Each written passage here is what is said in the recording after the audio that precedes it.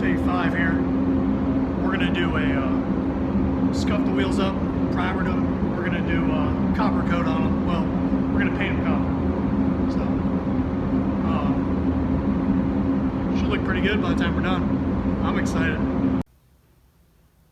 Now, because we're going to paint these wheels, what I wound up doing was dismounted the tires, and then what we're going to do is just clean all that dirt off the inside of the bead, because when your bead doesn't seal, that ain't no fun, leaking air all the time. So we're going to grind all that crap off there and then paint the wheels. All right. We are headed back from the paint booth. We've got the fenders and the front grille assembly all painted. Well, when I say it's painted, it's just spray paint, but you know, it's gonna look better than it did. So we're gonna throw those on tonight, and what I ended up doing is I spray painted the wheels too, and just I mean, I didn't get any good videos or anything like that of like the process, but your prep work is all that matters. Anyone can spray paint. It's just all about your prep work. So with the wheels, what I ended up doing was I scuffed them with a Scotch-Brite pad, and then from there we hit them with some primer, sanded the primer, and then painted it. So it should be a nice smooth finish. And then after that, in the morning, I'm going to leave those bake overnight, and then in the morning I might shoot it with some clear coat just so the paint stays nice on them and I can clean the brake dust off easily. But it's the color combo, it's going to be nice. So we're going to go home tonight and we're going to bolt some fenders on and get the header panel back in it, put your headlights in it, and then we should be ready to throw some wheels on it in the morning. So yeah, I'm excited. All right, we got both fenders on it. Now, I didn't get any good video of me doing it. I mean, it's pretty self-explanatory. They bolt on. The biggest thing is just have some patience. Pay attention to where it's located. When you open up the door, make sure it's not going to hit the inside of the fender edge.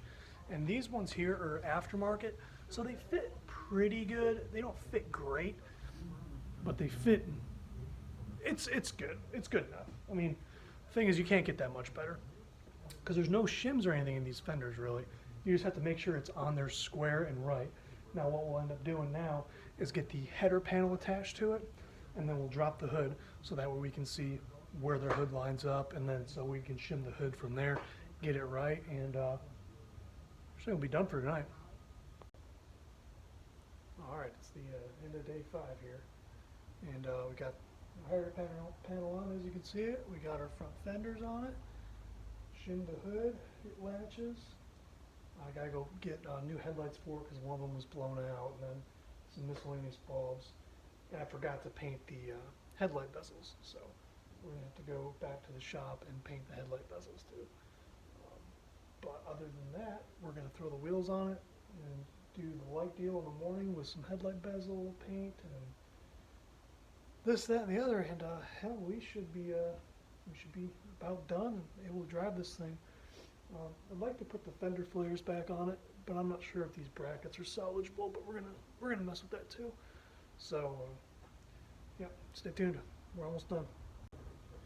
The one thing I forgot to mention, and a lot of it was just because I was so triggered and just angry, and I just did not feel like explaining it and or videoing it. But what happened was with this header panel is when I went to bolt it on, the this side here was bent down a little bit, like the core support was. So what I ended up doing was I stuck a 2x4 in here with a bottle jack and jacked up this whole side, and that way all the bolts across the top would line up, because the fender was sitting, I would say, I don't know, maybe 3/4 of an inch too low and wouldn't line up at all. And I was like, well, that's not good. So I got to looking at just the whole contour and the straightness of the panel, and like you couldn't see any dents, but it was just very small taper right there at the end. I'm guessing, I mean, from the tree probably that hit this thing, but you could not tell, like until you went to bolt this header panel up, you could not tell that it was bent. So that was a fun little project. I wish I would have videoed it, but I was just so mad at the time that I was like, you know, F this, F that. So, but it's on there now, and as you can see, like everything lines up pretty well. And I am no chassis and body guy, but I'm pretty happy with the way it turned out. But anyway, we're gonna move into day 6 here, and try to finish this thing up.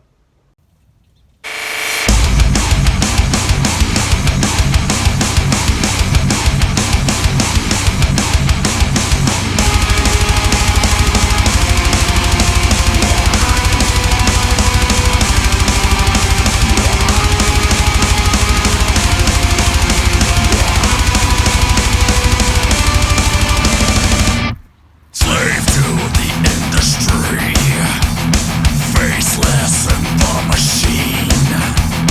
You do not realize you're dehumanized. You cannot survive unless you comply. Unwilted to break it, unwilted to break it down. All came down to this. We're done. It's been 6 days. Got it Friday. It's Wednesday, and thing runs and drives great. Got everything done that we really needed to get done in order to, I guess, be able to register it. I love it. I really do. It's a very fine piece. I might throw a price tag on it. We'll see. But the first test with it is we're going to take it to Nashville, Tennessee. That's about a 7-hour drive. I don't know, 450 miles or so. So that'll be a nice test for it.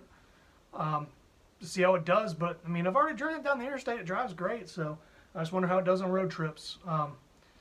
We didn't have to do a terribly ton of work to it, other than most of the body stuff. So mechanically, the thing seems sound, and I'm hoping that it is. So we'll be doing a lot more work to it here. We'll do a headliner to it and a bunch of other little stuff to make it really nice. I do want to paint it. Just not sure about a time frame, but when we get around to it, we'll do a lot more videos. So thanks for watching.